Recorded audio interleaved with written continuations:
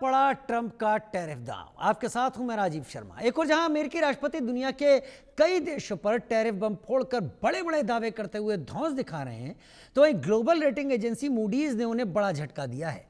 अपनी latest report में Moody's ने चेतावनी देते हुए कहा कि अमेरिका गंभीर मंदी की कगार पर पहुंच गया है और यूएस इकोनॉमी का 1/3 हिस्सा पहले से ही संकट से जूझ रहा है। ये चेतावनी ट्रंप ही नहीं बल्कि अमेरिका के लिए भी बुरी खबर है। अमेरिकी राष्ट्रपति Donald Trump GDP growth rate और महंगाई के आंकड़ों को भले ही आर्थिक सफलता का प्रमाण बता रहे हैं और टैरिफ के पॉजिटिव असर के दावे कर रहे हैं, लेकिन मूडीज के अर्थशास्त्रियों का मानना है कि ट्रंप की टैरिफ नीतियों की वजह से संयुक्त राज्य अमेरिका एक और मंदी के मुहाने पर है। यानी साफ है कि टैरिफ फायदे की जगह नुकसान पहुंचाने वाला ही साबित हो रहा है। जब से ट्रंप ने टैरिफ का खेल खेलना शुरू किया है, एक बात स्पष्ट हो गई है यहां पर कि ट्रंप अपनी धौंस और अपनी बादशाहत दिखाने की कोशिश में उनको भी खुद से दूर करते चले आ रहे हैं जो अमेरिकी इकोनॉमी की रीढ़ बने हुए थे। वो देश जो अमेरिका के साथ एक गठबंधन बनाकर आगे बढ़ते चल रहे थे, वो भी अब ट्रंप के चलते दूर हो गए हैं। हालांकि देश ऐसे नहीं होते कि बच्चों की तरह लड़ाई हो जाए, लेकिन देशों का डिप्लोमेटिकली एक दूसरे से दूर हो जाना उनके लंबे दौर के लिए नुकसानदेह हो सकता है। मान लीजिए कि अमेरिकी राष्ट्रपति ट्रंप के जो अगले 3.5 साल कार्यकाल के अभी बचे हैं, उसके लिए उनके सबसे नजदीकी देश उनके साथ वो उत्साह नहीं दिखाते हैं जिसकी उन्हें उम्मीद करनी होगी, तो उनके रहते तो अमेरिकी इकोनॉमी जमीन में जाएगी। जो उनके आगे राष्ट्रपति आएगा उसके लिए बहुत मुश्किल होगी एक बार फिर से वर्ल्ड ऑर्डर को यह यकीन दिला पाना कि अमेरिका उनके साथ है और उनका मित्र है।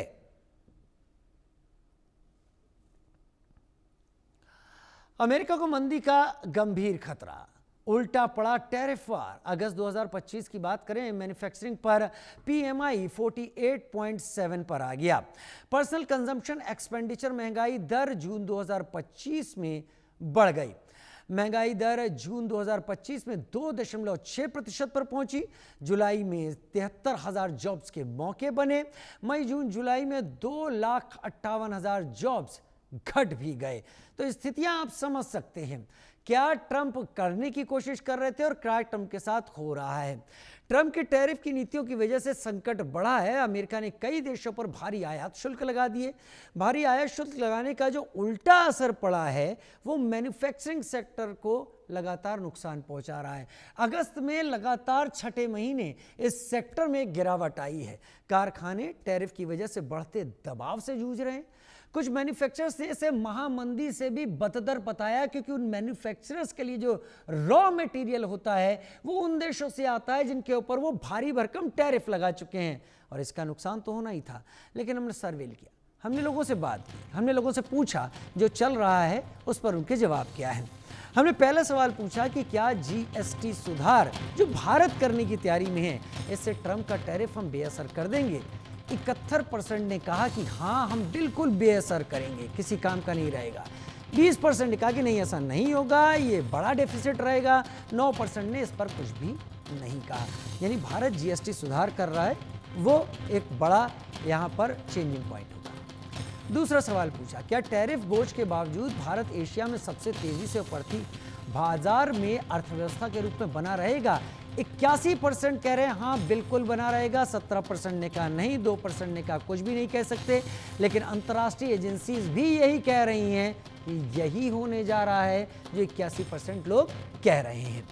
तीसरा सवाल हमने पूछा, अमेरिकी टैरिफ के बोझ से निपटने के लिए सरकार द्वारा उठाए जा रहे कदम से क्या आप संतुष्ट हैं। 82% ने इस बार कहा कि हाँ हम संतुष्ट हैं। 16% ने कहा कि हम संतुष्ट नहीं हैं और 2% ने कहा हम कुछ कह नहीं सकते। यानी 82% संतुष्ट हैं। उधर 81% लोग जीएसटी को ठीक मान रहे हैं। 71% लोग और कदमों को सही मान रहे हैं। मूडीज की रिपोर्ट आई, ट्रंप का टैरिफ दांव अमेरिका को उल्टा पड़ गया। आपकी क्या राय, आपने भी देखा होगा। 81% कहते हैं मूडीज का कहना आकलन एकदम सही है। 12% कहते हैं नहीं, ऐसा नहीं हो सकता। और किसी 7% लोगों ने कहा कि वो इनमें से कोई भी राय नहीं रख सकते। पांचवां सवाल, क्या अमेरिका में आर्थिक मंदी ने दस्तक दे दी है। अब ये एक ऐसा सवाल है जो बड़ा मुश्किल है। इसमें अमेरिकी लोग का भी जवाब होना चाहिए, सबका। लेकिन जो हमारे देश के लोग देख पा रहे हैं, जो अंतर्राष्ट्रीय मामलों को नज़दीक से समझते हैं, 61% लोगों ने कहा कि हाँ वो मंदी में जा रहे हैं, 22% ने कहा बिल्कुल नहीं जा रहे और 17% ने कोई जवाब इस बीच में नहीं दिया। डॉक्टर शरद कोहली मेरे साथ इकोनॉमिस्ट के तौर पर इस वक्त जुड़ गए हैं और मेरे साथ एक और मेहमान मेरे साथ जुड़ेंगी, श्रुति दास गुप्ता भी। लेकिन डॉक्टर शरद, बहुत स्वागत है आपका। डॉक्टर शरद, जब इकोनॉमी की बात आती है, जब इन्फ्लेशन की बात आती है, जब ग्रोथ रेट की बात आती है, तो ये आम आदमी इन टर्मिनोलॉजी को नहीं समझ पाता। वो इनके उस असर को जरूर समझता है जो उसको सीधे इफेक्ट करते हैं। क्या अमेरिकी आम आदमी फिलहाल डोनाल्ड ट्रंप के लगाए जा रहे इन टैरिफ के खेल से समझ पा रहा होगा कि चोट कितनी पड़ रही है? क्योंकि रॉ मटेरियल नहीं मिल रहा, उस पर तो टैरिफ लग गया है, लोग दे नहीं रहे, उनके पास आ नहीं रहा, उनका मैन्युफैक्चरिंग सेक्टर जमीन में जा रहा है। और भारत ने जो जीएसटी रिफॉर्म्स की बात रखी, जिसका फैसला जल्दी आ जाएगा, क्या बड़ी काट साबित होगा? Doctor Sharad Kohli, over to you sir. और इंडिया न्यूज के सभी दर्शकों को देखिए, मुझे किसी देश में मंदी आए तो इसमें कोई मुझे निजी तौर पे खुश होने की बात नहीं, पर मुझे खुशी इस बात की है कि मैं उन व्यक्तियों में से सबसे पहला व्यक्ति था जब 2 अप्रैल को टैरिफ अनाउंस हुए थे, जब मैंने घोषणा की थी कि अमेरिका मंदी में जाएगा। और आज हम वहां से करीब 4-5 महीने आगे आ चुके हैं और ठीक वैसे ही हो रहा है जैसा जैसा मैंने फोरकास्ट किया था। ऐसा लग रहा है कि मैं कोई ज्योतिष बन के उस समय कह रहा था, पर इसमें कोई ज्योतिषपना नहीं था। ये अर्थशास्त्र के सीधे सिद्धांत हैं जो कि ट्रंप साहब नहीं समझ पा रहे। आपने कहा कि रॉ मटेरियल वहां पर महंगा आ रहा है, और ट्रंप साहब, देखिए मजे की बात यह है कि ट्रंप साहब वहां फैक्ट्रियां लाना चाहते हैं। सारी उनकी मुहिम इसीलिए है, make America great again, America में फैक्ट्रियां लगे, मैन्युफैक्चरिंग हब बन जाए चाइना की तरह, भारत की तरह। ये वो भूल गए कि वो फैक्ट्री तो जब लगेंगी, पहले आप रॉ मटेरियल उनको वाजिब दाम पर मिलेगा। और मैं आपको एक सर्वे का एक पहलू और बताता हूं, जो कि मैं निरंतर अमेरिका के लोगों से संपर्क में रहता हूं, मेरे अपने कामकाजी दोस्त भी हैं, अपने रिश्तेदार भी हैं, बहुत सारे मिलने वाले हैं। उन्होंने ये बताया कि अमेरिका में नौकरियां जा रही हैं, छोटे बिजनेसेस बंद हो रहे हैं, कॉस्ट ऑफ लिविंग जिसको हम बोलते हैं, जो आपकी रहने की कॉस्ट है, वो लगातार बढ़ रही है और लोग मकान के किराए नहीं दे पा रहे। और शायद आपको जानकारी होगी कि अमेरिका में ज्यादातर लोग मॉर्टगेज पे लेते हैं, यानी कि लोन पे लिया जाता है, घर भी कार भी। अब तो भारत में भी यही ट्रेंड है, पर वहां पर बहुत पहले से है। अपनी मॉर्टगेज की किस्त नहीं दे पा रहे हैं। अमेरिका में हालत खराब है। और मुझे एक बहुत जरूरी बात यहाँ राजीव, जो मैं आज खुलासा करना चाहूंगा, हम अक्सर, आपको याद होगा, कुछ समय पहले चीन में कहा करते थे कि वहां से आंकड़े सही निकल के नहीं आते। आपको याद होगा, ऐसे बहुत पहले की बात है कि चीन से जो आंकड़े आते हैं वो पारदर्शी नहीं होते हैं, वहां पर प्रेस को, मीडिया को पूरी इजाजत नहीं होती है, फॉरेन मीडिया की मैं बात कर रहा हूं खासकर। अब मुझे ये बात अमेरिका में नजर आ रही है, क्योंकि कुछ लोगों को, एक पहले महिला थी जिनको अमेरिका की जो नौकरियों का आंकड़ा लगती थी, उन्होंने ये निकाला कि अमेरिका में नौकरियां कम बनी पिछले साल की तुलना में। पिछले साल 2-2.5 लाख के करीब थी, इस साल कुल 73,000 इसी महीने में नौकरी निकली है। उनको नौकरी से निकाल दिया गया। अब दिक्कत यह है यहां पर राजीव के ये जो आंकड़े हम देख रहे हैं, आंकड़े इससे कई ज्यादा भयावह हैं, जो आपको मूडी, क्योंकि जो आंकड़े ऑफिशियल तौर पर आ रहे हैं, आप देखिएगा, ध्यान दीजिएगा इस बात पे, जो मूडीज और अन्य रेटिंग एजेंसीज ने आंकड़े दिए हैं, उसमें उन्होंने मंदी की आशंका या मंदी का दरवाजा खटखटाते हुए, मंदी में प्रवेश करते हुए अमेरिका को बताया है। परंतु जो आंकड़े ऑफिशियल तौर पर ट्रंप साहब की पूरी जो प्रणाली है उसमें से निकल के आ रहे हैं, वो आंकड़े आपको बहुत बहुत फ्लावरी दिखाई देते हैं, बहुत ऐसे दिखाई देते हैं अमेरिका बल्ले बल्ले कर रहा है इस समय। और स्टॉक मार्केट को भी, मैं ये भी कहना चाहूंगा, स्टॉक मार्केट को भी मैनिपुलेट करने की कोशिश की जा रही है। वहां पर आर्टिफिशियली स्टॉक मार्केट को ऊपर रखने की कोशिश की जाती है, क्योंकि एक भी दिन अगर स्टॉक मार्केट गिरती है तो ट्रंप साहब कहते हैं वो, क्योंकि कोर्ट ने कह दिया ना कि भाई अभी इसको हम उसके अगेंस्ट अपील कर रहे हैं, आप कल रात का ट्वीट देखेंगे। तो अब अमेरिका में जो आंकड़े आ रहे हैं, जो आपको ऑफिशियल तौर पे आंकड़े दिखते हैं, मैं ये कहना चाहूंगा वो आंकड़े सच नहीं है। सच वो है जो रेटिंग एजेंसी बता रही है, सच वो है जो अमेरिका की जनता कर। और वहां पर शहर शहर में प्रोटेस्ट शुरू हो गया है इस समय राजीव। आप देखेंगे वॉशिंगटन में उन्होंने नेशनल गार्ड्स लगाए, उनको खतरा हो गया है कि लोग सड़कों पे आएंगे, वो इस प्रोटेस्ट को दबाना चाहते हैं। इस प्रोटेस्ट को वो नेशनल गार्ड शहर शहर में लगा रहे हैं, जिसके खिलाफ फिर प्रोटेस्ट हो रहा है। लॉस एंजलिस में हुआ, टेक्सास में सुनने को मिल रहा है, वॉशिंगटन में सुनने को मिल रहा है। न्यूयॉर्क टाइम्स ने तो साफ साफ लिख दिया, आप जेक सलिवन साहब की आप आर्टिकल पढ़ लीजिए कि वो क्या करने की कोशिश, उन्होंने तो कहा कि पाकिस्तान से नजदीकी बनाने के लिए उसने भारत को साइडलाइन कर दिया। अपने बेटे और दामाद का बिजनेस पाकिस्तान में, Pakistan crypto currency crypto council बनाई गई और आसिफ मुनीर साहब को व्हाइट हाउस में बिठा के बिरयानी खिलाई गई कि भाई हमारा ये क्रिप्टो का बिजनेस आगे फले फूले। इसकी वजह से भारत को नजरअंदाज कर दिया गया। और उनकी अप्रूवल रेटिंग गिर रही है। आप एक सर्वे और कराइएगा कि ट्रंप साहब की अप्रूवल रेटिंग इलेक्शन के टाइम 53% थी, जो अब गिर के 42%, 43% केवल 8 महीनों में। और सर ट्रंप साहब ने इन चीजों को, मेरे ख्याल से मुझे ऐसा लगता है कि थोड़ा समझना तो शुरू किया है, क्योंकि वो लगातार एक इंटरवल पे जो भारत के ऊपर बयान दिए जा रहे थे, अब उन्होंने उसको अपने एडवाइजर पीटर नवारो को दे दिया है। और पीटर नवारो भारत के सिस्टम को, भारत की सोसाइटी को तोड़ रहे हैं, जिससे भारत को उसके फैसलों पर पीछे धक्का दिया जा सके। श्रुति मेरे साथ फॉरेन अफेयर्स एक्सपर्ट के तौर पर इस वक्त जुड़ गई हैं। श्रुति, मैं टेक्निकल चीज़ों को तो नहीं समझ रहा हूं उतना, क्योंकि वो आप जैसे बेहतर जो एक्सपर्ट लोग हैं, लेकिन जितना हम समझ पाए चीज़ों को, मैं समझ रहा हूं कि मेक अमेरिका ग्रेट अगेन, मागा की जो मुहिम थी डोनाल्ड ट्रंप की, वो मागा बना रहेगा, but that will become make Asia great again. और अब एशिया राइज करने की तरफ जा रहा है। क्या ट्रंप को एहसास होगा कि अगले 3.5 साल में जो उन्होंने अभी किया है, उसके असर उनको अमेरिका पर झेलने पड़ेंगे, और नेक्स्ट प्रेसिडेंट जो आएगा उसे वर्ल्ड को ये समझाने में बड़ी मुश्किल होगी कि अमेरिका उनके साथ खड़ा हो सकता है? श्रुति,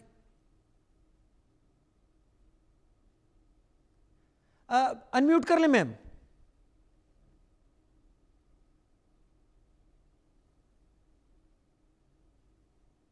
अनम्यूट कर लें खुद को, आपकी आवाज नहीं आ रही, अनम्यूट कर लें। मैं चाहूँगा कि श्रुति जी की आवाज़ को इस वक्त हमारा पीसीआर, हमारे सहयोगी देख लें। तब तक मैं डॉक्टर शरद कोहली का ही एक बार फिर से रुख कर लेता हूँ। डॉक्टर शरद कोहली, इसी पर आपका भी जवाब। मागा तो मागा बना रहेगा, लेकिन मेक अमेरिका से मेक एशिया होने की तैयारी है। बिल्कुल तैयारी है। उन्होंने ऐसा काम कर दिखाया राजीव, तो एक नोबेल प्राइज तो मेरी तरफ से रिकमेंडेड होता है, क्योंकि भारत और चाइना को वो एक साथ ले आए। जो एडवर्सरीज थे, जो आपस में विरोधी थे, उनको वो एक साथ ले आए। ये पीस तो उन्होंने जरूर करके दिखाई है।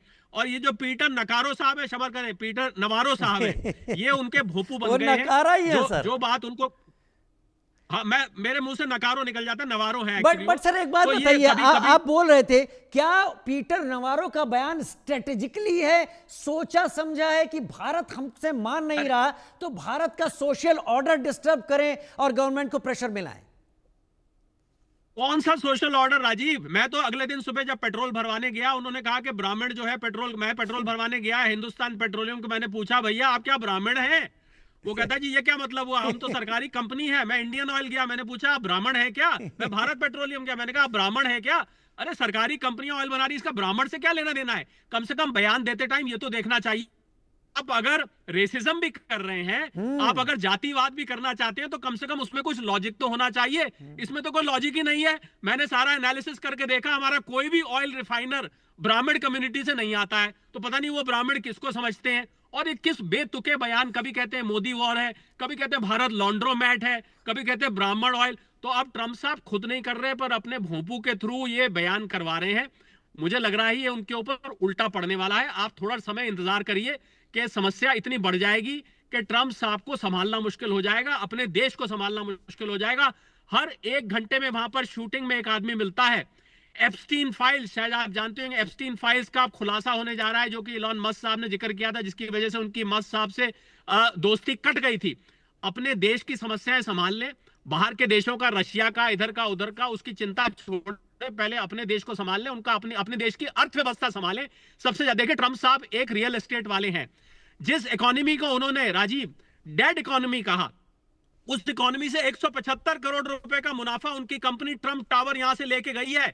ये डेड इकोनॉमी नहीं है, ये डैड इकोनॉमी है। DEAD नहीं है, ये DAD इकोनॉमी है। ये सारे इकोनॉमी का बाप है इस समय। 7.8% से हम बढ़ रहे हैं। शर्म आनी चाहिए जो इसको डेड इकोनॉमी कहते हैं। मेरा यह मानना है राजीव, जो इसको डेड इकोनॉमी कहते हैं उन्हें अर्थशास्त्र का अ भी नहीं आता, अच्छा डॉक्टर शरद इकोनॉमिक्स का कोहली, ई भी नहीं आता है। 7.8% का प्रोजेक्शन है हमारा। अगर जी। जो 2.2% का जो हमारा टोटल जीडीपी का अमेरिका के साथ ट्रेड है, अगर उसको हम अलग कर देते हैं तो कितने पॉइंट का असर आएगा? अगर 0.4 0.6 भी आता है तो हम 7% से ज्यादा जा रहे हैं, वो कोई और जा नहीं रहा है आज की डेट में। कोई असर होने वाला नहीं है राजीव, एक टेम्परेरी बम्प है। देखिए कुछ फैक्ट्री है, मैं मानता हूं कुछ फैक्ट्री हैं जो खाली अमेरिका का माल बनाती थी, वहां पर असर होगा, ऐसा नहीं है कि असर नहीं होगा। परंतु जब हमने कोविड जैसे भयानक राक्षस को संभाल लिया, जब सारा लॉकडाउन हो गया था, अर्थव्यवस्था ठप हो गई थी, उसमें से हम ऐसा निखर के आए हैं कि आज हम दुनिया की सबसे तेज बढ़ने वाली अर्थव्यवस्था है। तो ये तो बड़ी छोटी सी बात है। ये ट्रंप साहब को अपने आप अपने पैर पे कुल्हाड़ी मारना होता है, एक होता है पैर कुल्हाड़ी पे मारना, उन्होंने पैर कुल्हाड़ी पे मारा है। गोल पोस्ट चेंज कर रहे हैं। वो जानते ही नहीं कि क्यों उन्होंने भारत पे टैरिफ लगाया। रशिया की वजह से लगाया है कि देरी की वजह से लगाया है कि वो सीज फायर का जो बयान बार बार चाहते हैं भारत, उनको ये मालूम ही नहीं है कि उन्होंने टैरिफ क्यों लगाया है। तो सिर्फ जलन की वजह से लगाया। हकीकत यह है कि उनको चिढ़ है इस बात की कि भारत ने मेरी बात कैसे नहीं मानी। मैं दुनिया के सबसे बड़े सबसे ताकतवर देश का राष्ट्रपति, मैंने इंडोनेशिया, बांग्लादेश, वियतनाम जैसे देशों को अपने पैर छुआने को मजबूर कर दिया। और यह भारत सपेरों का देश, ये देश जिसमें सपेरों के लिए जाना जाता था। अरे भूल जाइए साहब, कौन से जमाने की आप बात कर रहे हैं। आप कॉलोनियलिज्म से बाहर आइए। ये भारत अब वो भारत नहीं है। ये अपनी संप्रभुता की रक्षा करनी जानता है, ये अपनी अपनी अपनी इज्जत लेनी जानता है। आज ये भारत किसी पर निर्भर नहीं है। ये ट्रंप साहब इस बात को बिल्कुल भूल चुके हैं। शरद सर, जो भारत के लोग हैं वो बहुत कुछ सोच रहे हैं। मतलब मैं देख रहा हूं समय के साथ भारत के लोग इंटरनेशनल मैटर्स पर भी ध्यान रखने लगे हैं, समझने लगे हैं। जीएसटी को लेकर जो खबर आ रही है कि स्लैब कम कर दिए जाएंगे, क्या ये अमेरिका भारत का जो कोशिश कर रहा है बिजनेस या हमारे ट्रेड को, हमारी प्रेजेंट सिचुएशन को, ये जीएसटी के स्लैब का कट उसको बैलेंस कर देगा, उसको नल कर देगा, उस प्रॉब्लम को? समय लगेगा राजीव, समय लगेगा। क्योंकि मैं कैसे समय लगेगा मैं आपको बता देता हूं। क्योंकि देखिए एक मैन्युफैक्चरर जो अमेरिका में मान लीजिए टेक्सटाइल का है, वहां की वो टॉप बनाता है, लेडीज टॉप बेहिसाब वहां बन के जाती हैं, उसको अब भारत के लिए बेचना है, भारत के लिए बनाना है। वहां ट्रेंड कुछ और है, वहां फैशन कुछ और है, यहां ट्रेंड कुछ और है। अपनी हो सकता है मशीनें दूसरी लगानी पड़े, हो सकता है लेबर दूसरी लानी पड़े, फिर से उसको वर्किंग कैपिटल का निवेश करना पड़े। समय लगेगा। ये जीएसटी का बदलाव बहुत बड़ा बदलाव है और इस बदलाव का असर आपको एक्सपोर्टर्स के ऊपर आने वाले 3 से 6 महीने में, 1 से 2 तिमाही लगेगी राजीव, इसको असर को एब्जॉर्ब करने के लिए। रातों रात नहीं हो जाएगा, क्योंकि एक्सपोर्ट और बिजनेस होता है। जब आप डोमेस्टिक बेचते हैं यानी कि अपने देश में बेचते हैं, तो थोड़ा सा बिजनेस करने का तरीका फर्क होता है। समय लगेगा पर एक बहुत ही कारगर कदम है, क्योंकि इससे कंजम्पशन बढ़ेगी, डिमांड बढ़ेगी। जो आम लोगों के पहुंच में चीजें नहीं थी, मुझे आज कोई साहब सुबह मिले, उन्होंने मुझे कहा कि एयर कंडीशनर मैं 35,000 रुपए का नहीं खरीद पाता हूं। क्यों? मैंने कहा क्यों? कहते 30,000 तक होता तो मैं ले लेता। बहुत सारे ऐसे लोग हैं उनको लगता है 5,000 मेरे बजट से बाहर है। आज अगर ये एयर कंडीशनर जीएसटी के बाद 31,500 का हो जाता है, उस व्यक्ति की पहुंच में आ जाएगा। ऐसे ना जाने कितने आइटम है मेरे पास, लिस्ट है लंबी। जो जब मांग बढ़ेगी तो इन एक्सपोर्टर्स को 2 काम करना पड़ेगा। अपने सामान को भारत के लिए बनाना पड़ेगा और अपने आप की एक्सपोर्ट की निर्भरता को कम करके, भारत में इतनी बड़ी मार्केट है राजीव, भारत की 65 करोड़ की मिडिल क्लास हो चुकी है। 40 करोड़ पहले थी, 25 crore multi dimensional poverty index से नियो मिडिल क्लास जुड़ी है। सर, एकदम सही कह रहे हैं। यही तो जलन है। वो अपने को सबसे बड़ी इकोनॉमी कहते हैं, हम सबसे बड़ा मार्केट हैं, और अगर किसी इकोनॉमी को बड़ा बने रहना है तो उसे मार्केट की जरूरत पड़ेगी। पैरों पर कुल्हाड़ी खुद मारी है डोनाल्ड ट्रंप ने। लेकिन शरद सर ये बताइए, जैसा आपने भी शुरू में कहा कि वहां पर स्टॉक मार्केट्स को मैनिपुलेट करने की कोशिश हो रही है। मान लीजिए डो जोन्स को पर असर होता है और भारत के क्या निफ्टी और सेंसेक्स इससे प्रभावित हुए बिना रह पाएंगे? अगर यहां असर होगा तो हमें भी नुकसान होगा। देखिए अक्सर होता है राजीव कि जब डाउ जोन्स एक डायरेक्शन में जाती है, हम दूसरे में जाती हैं। हमेशा अंतरराष्ट्रीय क्यूज बोलते हैं इसको स्टॉक मार्केट की भाषा में, कि हम वहां के क्यूज लेके खुलते हैं। पर हमेशा ऐसा नहीं होता है। अगर वहां की मार्केट नीचे जाती है, थोड़ा बहुत असर होगा। पर हमारे यहाँ म्यूचुअल फंड में 40-42 करोड़ प्रति माह की इन्वेस्टमेंट आ रही है। और ये DII इसको बोलते हैं, डोमेस्टिक संस्थागत निवेशक। ये रोज 3-4 हजार करोड़ मार्केट में डालते हैं, ये मार्केट को गिरने नहीं दे रहे हैं। जहां विदेशी संस्थागत निवेशक बेच रहे हैं, वहीं जो हमारे डोमेस्टिक वाले हैं वो लगातार खरीद रहे हैं, तो मार्केट को इतना नहीं गिरने देते हैं। मुझे नहीं लगता, एक मार्केट बहुत सेंसिटिव होती है, एक दो बार जरूर रिएक्ट करती है, पर अंततः वो भारत के जो डोमेस्टिक फैक्टर्स हैं, जो हमारे आंतरिक फैक्टर्स हैं, उसी के ऊपर चलेगी। अमेरिका के ऊपर ज्यादा नहीं चलेगी। रिएक्शन एक हो सकता है पर सेटल होगी, वो हमारी देश की स्ट्रेंथ पर, हमारी देश की अर्थव्यवस्था पर सेटल होगी। बिल्कुल भी कोई चिंता करने की बात नहीं है इसमें राजीव। मूडीज ने किसका मूड सबसे ज्यादा बिगाड़ा है? मूडीज ने अमेरिका का मूड सबसे ज्यादा बिगाड़ा है, या फिर इस बात को अलग रखते हुए कि एससीओ में जो कुछ हुआ, जो एक नया वर्ल्ड ऑर्डर रीसेट होता हुआ दिखाई पड़ा है, और यूएस में भी कई सारे इंटेलेक्चुअल्स अपने टीवी शोज में कह रहे हैं कि डोनाल्ड ट्रंप ने वो करके दिखा दिया। उन्होंने बियर, एलिफेंट और ड्रैगन को एक साथ खड़ा करके दिखा दिया। मूडीज ने अमेरिका का मूड इस बार ज्यादा बिगाड़ा है, और हैरानी की बात यह है, अंग्रेजी में बोलते हैं आयरनी, कि वहीं का रहने वाला मूडीज है, वहीं की कंपनी है, वहां का मूड बिगाड़ा है। भारत का मूड तो बढ़िया कर दिया। वहां की रेटिंग एजेंसीज ने, आपने देखा S&P ग्लोबल है, उसने BBB कर दिया भारत का, और एक फिच है, उसने BBB माइनस रखा। इसका मतलब होता है भारत एक बहुत ही स्थिर, स्टेबल इकोनॉमी है। ये भारत की इकोनॉमी हिलने वाली नहीं है। अमेरिका, और उन्होंने ये भी साथ में कहा कि भले ही अमेरिका के टैरिफ लग गए हैं, भारत इस मुसीबत से, इस संकट से बिल्कुल बाहर निकल आएगा। भारत पे कोई असर नहीं होगा, अपने ही ऊपर असर होने वाला है। ट्रंप साहब एक रियल एस्टेट के बिजनेसमैन हैं। मुझे लगता है जो उनके आसपास सलाहकार हैं वो ठीक नहीं है। अगर पीटर नकारो साहब जैसे उनके सलाहकार हैं तो वो लाजमी बात है कि कुछ ना कुछ ऐसे निर्णय आएंगे। उनको अपने सलाहकार की टीम बदल देनी चाहिए। ये मेरी निजी सलाह है आज इंडिया न्यूज के माध्यम से। डॉक्टर शरद, आपसे क्षमा। डॉक्टर शरद, एलएसी पर हमारा कोई बहुत अच्छा अनुभव नहीं है। एलएसी मतलब line of actual control along with China, उस पर कोई अच्छा हमारा अभी तक संबंध नहीं रहा है। चीन अब तक इन चीज़ों पर बात करने के लिए तैयार नहीं रहा है, लेकिन चीन ने एससीओ में एक चीज़ तो दिखाई।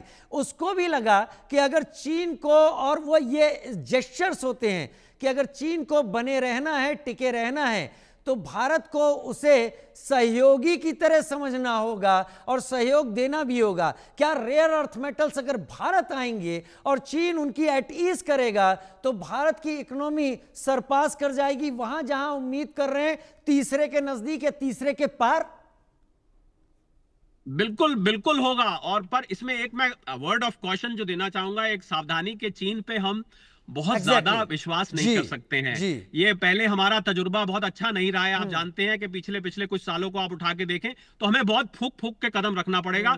फिलहाल चीन ने हमारा स्वागत किया है। चीन को इस बात की खुशी है कि जो अमेरिका के दोस्त बनते थे आज ये हमारे खेमे में आ गए। तो जब खेमे में आ गए तो उनको स्वागत है। जियो पॉलिटिक्स और पॉलिटिक्स में कोई परमानेंट शत्रु नहीं होता, कोई परमानेंट मित्र नहीं होता है। पर यहाँ सारी बात के साथ में एक बात जोड़ना चाहूंगा राजीव, अंत में क्षमा चाहूंगा, मेरे को कहीं और कमिटमेंट था आज रिकॉर्डिंग का, वहां पर निकलना है। मैं ये जोड़ना चाहूंगा कि अमेरिका से बातचीत, हमारे अमेरिका से रिश्ते बहुत बड़े हैं, वो खाली व्हाइट हाउस तक सीमित नहीं है। मैं व्हाइट हाउस से हट के बात करना चाहूंगा। अमेरिका की आवाज कुछ और है, अमेरिका का आवाम कुछ और चाहता है, वहां की जनता कुछ और चाहती है। हमारी बातचीत के रास्ते आज भी खुले हुए हैं और मुझे अभी भी पूरी उम्मीद है, पीयूष गोयल साहब ने भी ये बात बोली है कि नवंबर तक शायद हमारी ट्रेड डील हो जाए, क्योंकि रातों की नींद अमेरिका की ज्यादा उड़ी हुई है, हम तो चैन से सो रहे हैं राजीव। बहुत धन्यवाद डॉक्टर शरद कोहली। इस डिटेल्ड एनालिसिस के साथ जब भी आपके साथ जुड़ना होता है, चीज़ों को विस्तार से समझने में बहुत मदद मिलती है, बहुत साफ और स्पष्ट तरीके से। सबसे ज़्यादा मूड अगर बिगड़ा है तो वह अमेरिका का बिगड़ा है। मूडीज की रिपोर्ट ने यह साफ कर दिया कि भारत 7.8% के साथ ग्रो करेगा और वो भी सबसे ज़्यादा ग्रो करेगा। मेक अमेरिका ग्रेट अगेन यानी मागा, ये